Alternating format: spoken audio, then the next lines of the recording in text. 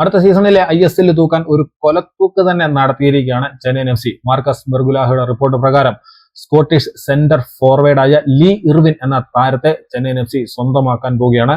Terms എല്ലാം agreement ആയി കഴിഞ്ഞു. പേപ്പർ വർക്ക് ഇപ്പോൾ പ്രോഗ്രസിലാണ് എന്നാണ് മാർക്കസ് മെർഗുലാഹോ റിപ്പോർട്ട് ചെയ്തിരിക്കുന്നത്. കരിയറിൽ 100-ലധികം ഗോളുകൾ. കോൺഫെഡറേഷൻസ് ലീഗ് 2024-25 അദ്ദേഹം കളിച്ചു. 2023-24 സീസണിൽ അൽ അഹദിനൊപ്പം AFC കപ്പ് ഫൈനൽ കളിച്ചെങ്കിലും തോറ്റു റണ്ണേഴ്സ് അപ്പ് ആയി.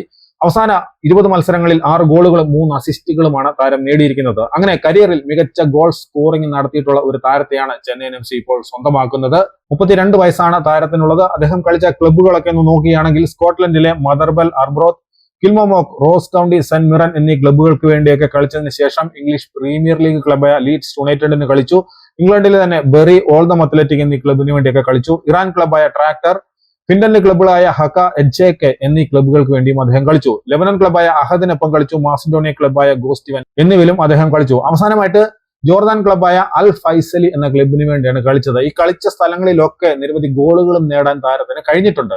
വ്യക്തിപരമായിട്ടും നിരവധി നേട്ടങ്ങൾ സ്വന്തമാക്കിയിട്ടുള്ള താരം തന്നെയാണ് ലീ ഇർവിൻ. ഫിൻലൻഡിൽ കളിച്ചുകൊണ്ടിരുന്ന സമയത്ത് അവിടുത്തെ ലീഗിലെ player of the year, striker of the year നേട്ടം സ്വന്തമാക്കി.